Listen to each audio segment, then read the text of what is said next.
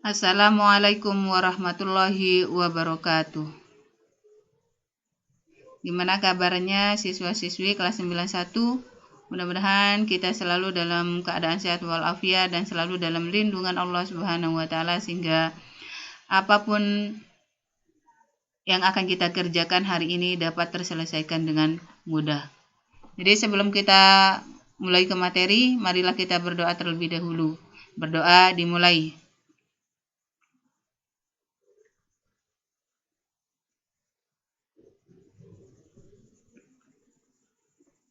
Berdoa selesai. Jadi minggu kemarin kita sudah bahas materi mengenai bentuk-bentuk perubahan sosial budaya. Dan untuk pertemuan kali ini akan kita lanjutkan ke materi selanjutnya, yaitu faktor penyebab dan penghambat perubahan sosial budaya.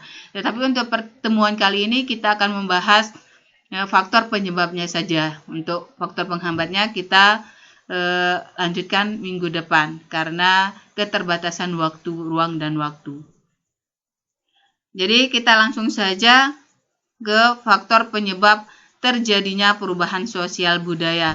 Jadi ada 7 hal yang menyebabkan terjadinya atau yang menyebabkan perubahan sosial budaya. Yang pertama, bertambah dan berkurangnya jumlah penduduk. Yang kedua, penemuan baru atau inovasi. Yang ketiga, konflik. Yang keempat, terjadinya pemberontakan atau revolusi. Yang selanjutnya perubahan lingkungan alam, dan yang keenam ada peperangan, dan yang terakhir ada pengaruh kebudayaan masyarakat lain. Jadi dari materi ini, penyebab-penyebabnya ini nanti kita akan bahas satu persatu. Jadi kita langsung saja. Yang pertama, bertambah dan berkurangnya jumlah penduduk. Di Indonesia merupakan negara yang besar dan merupakan negara yang mempunyai jumlah penduduk yang banyak. Kalau dilihat dari segi dunia, Indonesia itu kan berada di urutan keempat jumlah penduduknya. Jadi yang pertama itu ada Cina, yang kedua ada India, yang ketiga Amerika Serikat, kemudian yang keempat baru Indonesia. Jadi terus mengapa perubahan jumlah penduduk menyebabkan terjadinya perubahan sosial budaya? Jadi jumlah penduduk di setiap wilayah atau provinsi maupun pulau juga berbeda-beda dengan angka pertumbuhan yang berbeda pula. Jadi semakin besar jumlah penduduk, semakin banyak permasalahan yang akan dihadapi oleh suatu daerah atau negara. Jadi sebagai contohnya, jumlah penduduk suatu kota mengalami peningkatan yang besar karena adanya urbanisasi. Jadi urbanisasi itu perpindahan penduduk dari desa ke kota. Jadi pertambahan ini mempengaruhi jumlah lahan yang ditempati serta berbagai sarana dan prasarana yang dibutuhkan. Maka terjadilah banyak perubahan sosial budaya di kota tersebut. Terus bagaimana dengan wilayah yang ditinggalkan oleh penduduknya? Jadi dengan banyaknya penduduk di wilayah tersebut yang berpindah akan menyebabkan lahan yang terbengkalai. Sedangkan di kota tempat tujuan dari perpindahannya itu akan mengalami pertambahan penduduk sehingga akan menyebabkan banyaknya pengangguran. Jadi itulah mengapa bertambah dan berkurangnya jumlah penduduk bisa menyebabkan terjadinya perubahan sosial budaya. Selanjutnya yang kedua, ada penemuan baru atau inovasi. Jadi inovasi itu adalah penemuan baru. Jadi penemuan baru menyebabkan perubahan dalam bidang-bidang tertentu sehingga menyebabkan perubahan di bidang komunikasi, interaksi sosial, status sosial, pola pikir, dan tindakan manusia. Jadi ini contoh penemuan-penemuan baru yang terjadi dalam masyarakat kita atau bahkan di dunia. Jadi penemuan baru memang banyak membawa perubahan sosial budaya dalam kehidupan masyarakat. Seperti ada penemuan listrik. Kalau dulu sebelum ada listrik, masyarakat menggunakan lampu tradisional sebagai sebagai penerang, sedangkan sekarang yang main itu serba listrik. Terus dari handphone, kalau dulu sebelum ada handphone, untuk berkomunikasi dengan keluarga yang ada di jauh atau di luar daerah atau bahkan di luar negara, kita menggunakan surat. Sedangkan sekarang kita menggunakan HP. HP-nya juga berkembang dari waktu ke waktu, dari HP yang masih belum canggih ke HP yang canggih seperti saat ini. Jadi penemuan baru itu sangat menyebabkan perubahan dalam bidang kehidupan. Semua bidang kehidupan bisa terjadi dengan adanya penemuan baru ini. Terus selanjutnya yang ketiga, ada konflik atau pertentangan.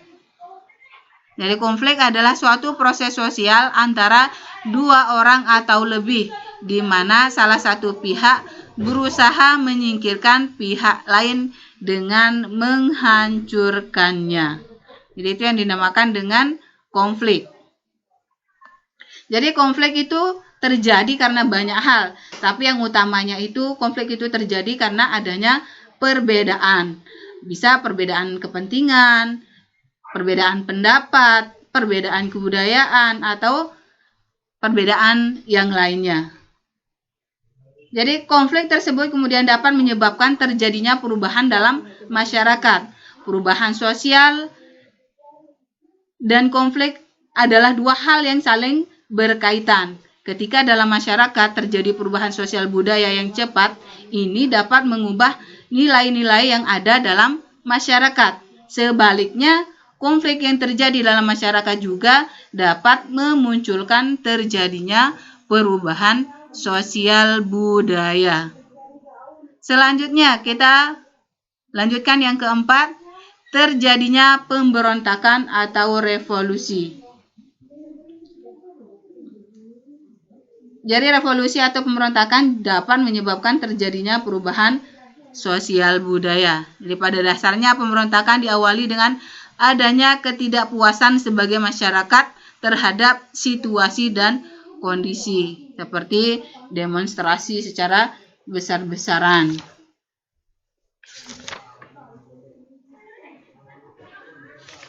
Terus contoh yang pernah terjadi di Indonesia, kan pernah mengalami yang namanya revolusi, seperti pada saat untuk mencapai kemerdekaan pada tanggal 17 Agustus 1945. Jadi dengan proklamasi, bangsa Indonesia menjadi bangsa yang merdeka, bebas dari cengkraman penjajah, serta telah mengubah struktur pemerintahan kolonial menjadi pemerintahan nasional. Jadi berbagai perubahan terlihat mengikuti seperti lembaga keluarga, lembaga sosial, sistem politik, dan sistem ekonomi.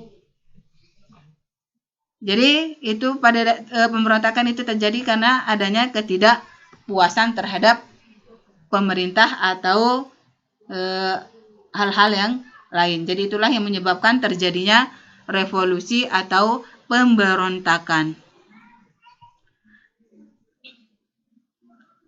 Selanjutnya yang kelima, perubahan lingkungan alam. Jadi perubahan lingkungan alam dapat terjadi karena faktor alam dan juga faktor manusia. Jadi faktor alam memang terjadi secara alami tanpa adanya sangkut pautnya dengan manusia, seperti bencana alam yang banyak terjadi di Indonesia, seperti ada banjir, lahar panas, gempa, gunung meletus, dan tsunami. Jadi itulah perubahan lingkungan alam yang terjadi karena faktor alam. Terus ada lagi yang perubahan lingkungan karena faktor manusia. Jadi ini disebabkan oleh kelalaian manusia itu sendiri. Jadi apa saja yang perubahan sosial yang terjadi karena perbuatan manusia? Itu terjadi karena ada penebangan hutan, pembuangan limbah ke lingkungan, atau kalian bisa menyebutkan hal-hal yang lain. Jadi itulah yang perubahan yang terjadi karena lingkungan alam. Jadi apabila terjadi gempa bumi atau gunung meletus, otomatis banyak akan terjadi perubahan dari segi masyarakatnya, apalagi gempa. Kalau gempa kan rumah-rumah penduduk pasti musnah kalau gempanya memang dalam skala besar. Terus dari penebangan hutan,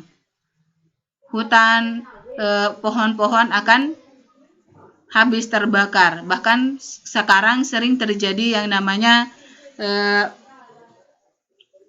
kebakaran hutan. Jadi dengan adanya kebakaran hutan itu bisa menyebabkan adanya kekeringan, bisa juga menyebabkan polusi udara, dan banyak lagi yang lainnya. Selanjutnya yang keenam, ada peperangan. Jadi perang akan membawa perubahan besar dan kecil dalam warga masyarakat yang terlibat perang. Hal ini terutama masyarakat yang kalah perang. Bangsa yang menang perang akan memaksakan kebudayaannya kepada yang kalah perang. Materi tentang perang dunia mungkin kalian sudah pelajari di kelas berapa, tapi itu materinya. Itu kan ada sekutu dengan Jerman sama kelompok sentral itu. Jadi itu berpengaruh pada saat Perang Dunia Kedua, itu menyebabkan Indonesia mengalami proklamasi kemerdekaan.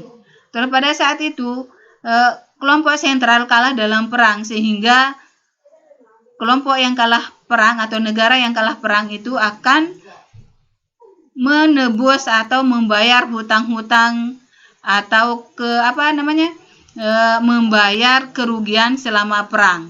Jadi Jerman sama siapa sekutunya? Ada Jerman, ada Italia, sama Jepang. Jadi pada saat itu Jepang kan masuk ke pihak sentral. Jadi mereka adalah pihak yang kalah dalam perang. Sehingga mereka harus mengganti rugi kekalahan kerugian perang itu kepada pihak sekutu. Jadi pihak yang kalah harus mengikuti kemauan dari pihak yang menang. Itu jadi otomatis akan terjadi perubahan baik dalam bidang sosial, bidang ekonomi, bidang budaya maupun di bidang politik. Jadi misalkan contohnya dalam bidang sosial. Kalau dalam bidang sosial, peperangan bisa menyebabkan kemiskinan dan kelaparan terjadi di berbagai negara atau daerah. Terus kalau dalam bidang ekonomi, rakyat hidup dalam kesulitan dan kemiskinan. Sumber daya dan hasil-hasil pertanian dibawa untuk kepentingan perang. Terus selanjutnya, dalam bidang budaya. Bidang budaya terdapat dampak yang cukup baik karena bahasa Indonesia berkembang luas pada saat terjadinya Perang Dunia Kedua itu. Jadi ini hal yang positif bagi Indonesia. Terus dalam bidang politik, para pemimpin dilibatkan dalam beragam organisasi. Jadi itu yang dimanfaatkan oleh tokoh-tokoh nasional atau tokoh-tokoh proklamasi untuk memperjuangkan kemerdekaan Indonesia. Terus yang terakhir ada pengaruh kebudayaan masyarakat lain. Jadi pengaruh kebudayaan suatu masyarakat dapat menyebabkan terjadinya perubahan sosial pada masyarakat lain. Hubungan yang terjadi dapat menimbulkan pengaruh timbal balik antara masyarakat yang satu dengan masyarakat yang lain. Jadi akan saling mempengaruhi. Jadi untuk pertemuan kali ini kita akhiri sampai di sini. Kalau ada pertanyaan kalian bisa tanya melalui WA. Jadi kita akhiri sampai di sini. Assalamualaikum warahmatullahi wabarakatuh.